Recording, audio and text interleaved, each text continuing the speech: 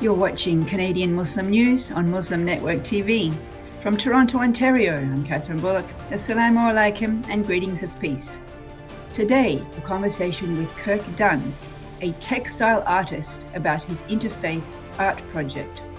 But first, some news headlines. Public Safety Minister asks to remove Islamophobic tweet of Ontario MPP. 93 potential child graves found in Fort William, Ontario. Man charged after Muslim woman attacked outside Alberta Mosque. Kashmiris protest New Delhi on Indian Independence Day. And now, the details. Public Safety Minister Marco Mendicino is asking Twitter to remove Ontario MPP Randy Hillier's Islamophobic tweet against Federal Transport Minister Omar Al-Ghabra. Hillier supports the truck protest. He referred to Al-Ghabra, who is a Muslim, as a terrorist who plans to starve Canadians. Al-Ghabra told local media sources that this is not the first time he has received hateful comments because of his faith. He also said that the ineffective supply chain and truck drivers' demands should be resolved through dialogue. The exchange comes as a group of truckers are on their way to Ottawa to protest the vaccine mandate. Williams Lake First Nations announced they have identified 93 potential grave sites at St. Joseph's Mission Residential School in Fort William, Ontario. The grave sites were found primarily with ground-penetrating radar technology.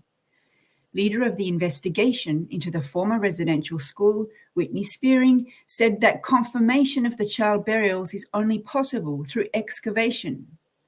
Williams Lake First Nations Chief Willie Sellers said that the investigation aims to provide truth and closure to all Canadians. More narratives are expected to be discovered as the federal government plans to release thousands of records related to residential schools. A man is being charged for allegedly attacking a Muslim woman and her children outside a mosque in Edmonton, Alberta. Jeffrey Hill is facing charges of mischief under $5,000 and giving threats after he allegedly spat and banged on the woman's car window, damaged mosque property, and came back later with a shovel. Police told local media sources they recommend that Section 718.2 of the Criminal Code of Canada be applied in this case. This can increase sentencing if the offence is motivated by hatred. Edmonton has seen multiple physical and verbal attacks against Muslim women within the last 2 years.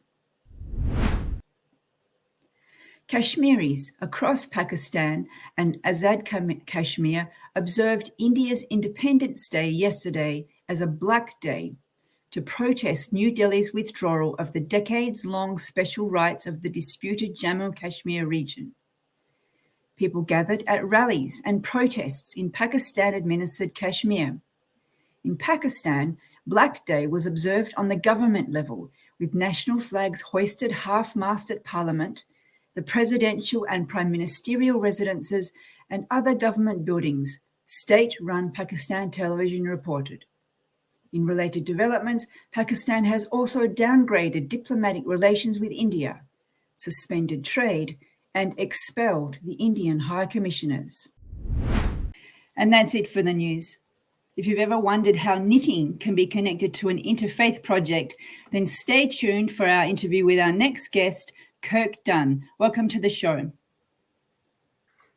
Thank you. It's a pleasure to be here. It's nice to see you. Well, we know that you've been involved in a massive knitting project. I probably shouldn't even use the word knitting because that conjures up the image of, something like that, a sweater or something. Tell us about your knitting project that you've called the Knitting Pilgrim. Well, the Knitting Pilgrim is a play that follows my knitting 3 full-sized panels that look like stained glass windows. And when I say full-size, so I mean they're about 9 feet tall by 5 feet wide. And they look like stained glass windows, so they're knit in the style of stained glass, but they're all hand knit. And they're looking at the commonalities and the conflicts between the 3 Abrahamic faiths, so between Judaism, Christianity, and Islam. And they have images, representational images about how the faiths are getting along together and how, where they're having problems, and when they're having problems, amongst themselves and between each other. So that's kind of the idea of the whole project. I mean, a 9-foot knitting panel that's meant to look like a stained glass window 3 times. That's a massive work. And I believe you got a grant from the Ontario Arts Council to do this.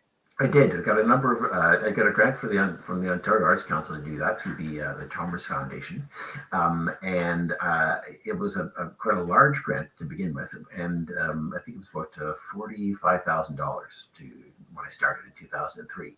But then what happened was, of course, I quickly realized how much I'd bitten off, and that grant would have been really handy if it had taken me 6 or 8 months to finish the project. But in fact, in order to knit those 3 panels and to research them and to do them justice, the entire project took me 15 years to complete. So that must have been quite a shock.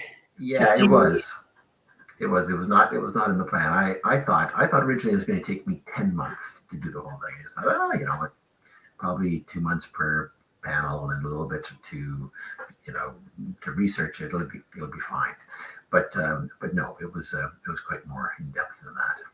So just a quick question about the actual sort of art and craft of the technique. How do you make knitting look like stained glass? Well, it's interesting. I tend to use I use multiple strands of yarn at once. And the effect is very much the same kind of effect that you get with the painting technique of pointillism. So what the pointillists used to do was instead of mixing red, green, or blue paint and yellow paint to get green paint, they would use a whole bunch of little dots of blue and then a whole bunch of little dots of yellow. And in fact, that's what happens when you use yarn. So if I want a little green section, instead of choosing green yarn, I might choose some blue yarn and some yellow yarn, and then the yarns would twist, and there'd be blue and yellow flecks in there. But when you stand back from it, you get the impression of green, and you still get the blue and yellow as well. And so the thing that did is it gave the impression of light sort of playing actually like it's coming through the glass. So it's playing off the pieces, much more depth and brilliance to the colors. It's not just a flat color all by itself. That sounds very beautiful. I can't wait to see them in person. Let's talk then about the Islam panel and the Islam. I think you're calling them panels. Yeah, I call them panels. Sometimes I call them windows. Sometimes I call them tapestries. But I've been told that, in fact, technically, a tapestry is woven. It's like, whereas mine's knitted. So the purists would call mine a panel and not a tapestry. But I move between all 3 synonyms pretty freely. So. Well, tell us about the Islam panel then. What's in it? Well, it starts from the big thing you can see are the 2 symbols that are most often associated with Islam, and that is the crescent moon and the star. And then within those symbols are some really positive images of the faith. So the beauty of a faith, the beauty of the 5 pillars of Islam, and then there's an image about the Torah and Islam's contribution to science and peace and art and architecture, and those are some of the things that are inside. And then outside those images are images that are referencing some of the things where Islam is misunderstood, is